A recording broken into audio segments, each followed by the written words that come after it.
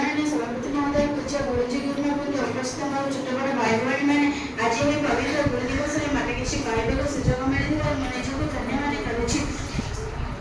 गुरु दिवस जड़े महान शिक्षाविद को जन्म दिवस रूप पालन कर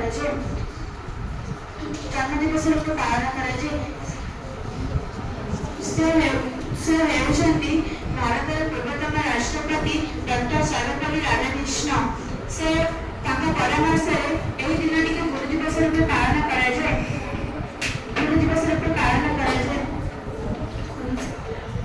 सेप्टेम्बर 5 तारीख दिन जन्मग्रहण करते आज हूँ गुरु दिवस अर्थात टीचर्स डे। जीवन आम जीवन अंधकार को दूर कर आलोक देता से प्रथम गुरु।